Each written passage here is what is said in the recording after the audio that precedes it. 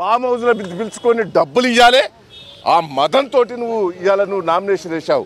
రేవంత్ రెడ్డిని నువ్వు ఏ రూపంగా అరెస్ట్ చేశావు? రేవంత్ రెడ్డిని అరెస్ట్ చేస్తే రాత్రి కృష్ణారావు గారిని కలిసిన వాడిని నువ్వు కేసీఆర్ని అరెస్ట్ చేయాలి.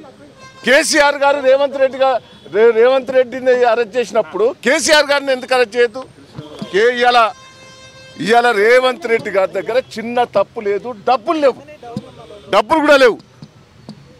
ఇవాళ మాకున్న ఇన్ఫర్మేషన్ పూర్తిగా ఆ స్టిఫెనే రమ్మను అని రోడ్డు మీద ఉంటే పిలిచి మాట్లాడిండట. రోడ్డు మీదనే మాకు చెప్పే గన్మెన్లు కానీ డ్రైవర్లు కానీ రేవంత్ రెడ్డిని ప్లాన్ ప్రకారం ఇరికిచ్చి ఓడిపోతామనే భయంతో నీ ఎమ్మెల్యేలు నీకు ఓట్లేసే పరిస్థితి లేదు అని ఆ భయం సృష్టించి నీ ఎమ్మెల్యేలతోటి ఓట్లు వేయించాలనే ప్రయత్నం చేసుకుంటున్నావు. నీకు నేను ఒకటే అడగదలుచుకున్నానే, ప్రజాస్వామ్యవాదులందరూ కూడా ఖండించాలి. 63 మంది ఎమ్మెల్యేలు గెలిస్తే ఎట్లా గెలుస్తాడని నామినేషన్ వేశాడు? ఒక్కొక్కరిని ఎమ్మెల్యేలను కొంటుంటే నేను కోదండరామ్ గారు కానీ జర్నలిస్టులు కానీ ఇవాళ టీఆర్ఎస్ పార్టీ ద్రోహం చేసిన వాళ్ళందరినీ మీరు ఎందుకు నిలదీస్తలేరు? నేను ప్రజాస్వామ్యవాదులు కోదండరామ్ గారు నోరు తెరవాలి. నేను జర్నలిస్టులందరినీ కూడా చెప్తున్నా, రిక్వెస్ట్ చేస్తున్నా, తెలంగాణ కోతున్నాడు రేవంత్ రెడ్డి అనే గట్టిగా నిలదీస్తాడనే భయంతో రేవంత్ రెడ్డిని అరెస్ట్ చేశాడు. కాబట్టి ఇక ఎవ్వరు అందరు నోళ్ళు మూతపడతాయనే భయం సృష్టించడానికే చేశాడు. నీకు ఏం తప్పు చేశాడు? దమ్ముంటే బయటపెట్టు. నువ్వు కావాలని సృష్టించే ప్రయత్నం చేస్తే మేము సహించేది లేదు. 10 నిమిషాల లోపల రేవంత్ రెడ్డిని మాకు ఒప్పచెప్పాలి. ఒప్పచెక్కకపోతే తెలంగాణలో టీఆర్ఎస్ పార్టీ కార్యకర్తలను ఉరికించి కొట్టే రోజు వస్తుంది. సిగ్గు లేదండి.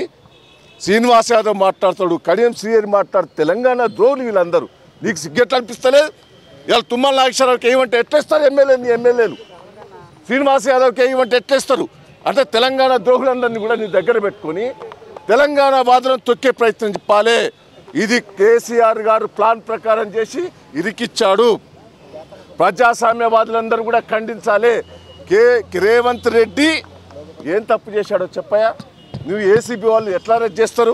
ఇదంతా ఒక ప్లాన్ ప్రకారం జరిగేది. ఏసీబీ వాళ్ళు ఎట్లా ఏ రూపంగా అరెస్ట్ చేస్తారు ఆయనను? ఇది పోలీసు వాళ్ళు ఎట్లా అరెస్ట్ చేస్తారు? నేను ఒకటే డిమాండ్ చేస్తున్నా, ఇమ్మీడియట్లీ మా రేవంత్ రెడ్డిని ఒప్పచెప్పాలి.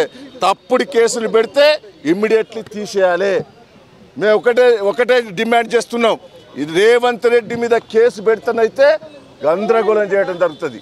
టీఆర్ఎస్ పార్టీ నేను రేపు ఒకటే చెప్తున్నా, కార్యకర్తలందరినీ కూడా మేము నిలదీయటం జరుగుతుంది. ముఖ్యమంత్రి గారి ఆఫీసు ముందట ధర్నా చేయడం జరుగుతుంది. తప్పుడు కేసులు పెట్టినా ఏది పెట్టినా అది బోకస్ కేసులు ఇమ్మీడియట్లీ సరెండర్ చేయాలి. ఆ తప్పుడు కేసులని ఏమైనా ఉంటే తీసేయాలి, క్షమాపణ చెప్పాలని మేము డిమాండ్ చేస్తున్నాం.